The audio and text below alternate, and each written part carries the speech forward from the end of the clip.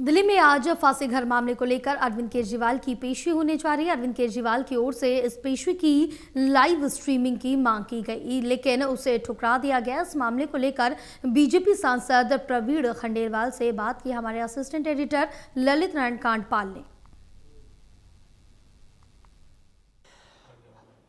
अरविंद केजरीवाल आज शाम को प्रिविलेज कमेटी के सामने पेश होने जा रहे हैं। उन्होंने मांग की थी कि इस पूरी सुनवाई की लाइव स्ट्रीमिंग हो, लेकिन वो उसे ठुकरा दिया गया है। मेरे साथ बात करने के लिए मौजूद हैं भारतीय जनता पार्टी के सांसद प्रवीण खंडेलवाल जी। उनसे बात करते हैं। प्रवीण जी, आज वो प्रिविलेज कमेटी के सामने पेश हो रहे हैं। उनका कहना है कि इसकी लाइव स्ट्रीमिंग की जाए, लेकिन मांग ठुकरा दी गई है। देखिए, जो भी प्रिविलेज कमेटी के सामने आता है, एक विधायी व्यवस्था है कि पूरी उसकी रिकॉर्डिंग होती है। तो अरविंद केजरीवाल इस बात को जानते हैं, लेकिन क्योंकि उनके मन में बेईमानी छुपी हुई है, इसलिए वो मांग कर रहे हैं जो मांग संभव नहीं है, किसी विधायी दायरे में नहीं आती।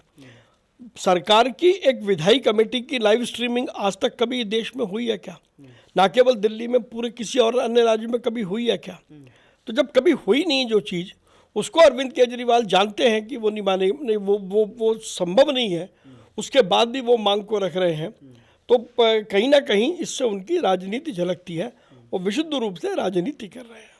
आम आदमी पार्टी ने कल ये भी आरोप लगाया कि आप लोगों को जो मैंडेट मिला था वो राज्य के विकास के लिए मिला था, प्रदूषण के लिए मिला था, यमुना जी के लिए मिला था, लेकिन आप लोग इस तरह के मामले उठाकर खामखा मैंडेट का अपमान कर रहे हैं। उनको हमारे मैंडेट की चिंता हो रही है। बड़े अजीब बात है। 10 साल तक अरविंद केजरीवाल को जो मैंडेट मिला, उस मैंडेट पर अरविंद केजरीवाल ने क्या काम किया? आज मैं गर्व से कह सकता हूं कि 1 साल के अंदर हमारी जो सरकार है, हमारी सरकार ने मैंडेट के अनुसार काम किया है। कोई ऐसा विषय नहीं जिस पर हमारी सरकार ने काम न किया हो। तो अरविंद केजरीवाल तो कम से कम मैंडेट की बात ना ही करे तो ठीक है। पूरी दिल्ली और देश जानता है कि उन्होंने मैंडेट का किस तरीके से अपमान किया है। फांसी घर को लेकर वो कह रहे हैं कि हमने तो ये बताने की कोशिश की कि अंग्रेज यहाँ चुपचाप स्वतंत्रता सेनानियों को फांसी देते थे। आप लोग ये साबित करने में लगे पड़े कि टिफिन घर है।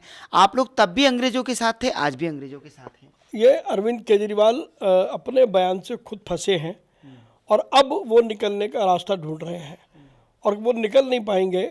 आप राजनीति में यदि किसी जिम्मेदार पद पर होते हैं तो आपसे बहुत जिम्मेदारी की अपेक्षा की जाती है। लेकिन अफसोस की बात है कि अरविंद केजरीवाल जब 10 साल तक दिल्ली में सरकार चलाई तो एक जिम्मेदार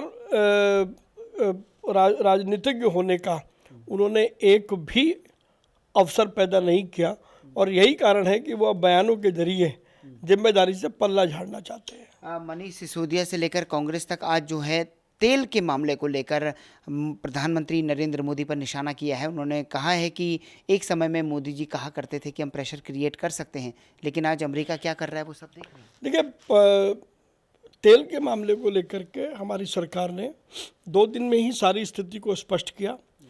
तेल का कोई संकट हमारे देश में नहीं है, ये बात सरकार ने स्पष्ट की है।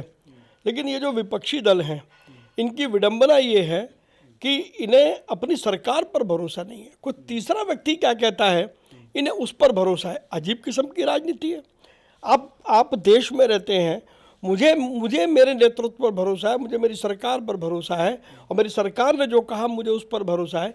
कोई तीसरा, चौथा, पांचवा व्यक्ति कुछ भी कहता है और मैं उसका बयान पकड़ करके और उसमें विवाद करूं, तो उससे साफ जाहिर होता है कि देश के विकास से मुझे कोई लेना देना नहीं है। मुझे अपना विकास करना है और मुझे मेरी राजनीति का विकास करना है। यही काम, चाहे वो केजरीवाल हो, चाहे कांग्रेस हो या ममता हो, सब लोग यही काम कर रहे हैं। चलिए, हमसे बातचीत करने के लिए बहुत बहुत शुक्रिया। कैमरा पर्सन शूरवीर के साथ ललित नारायण कांडपाल, टोटल न्यूज़, दिल्ली।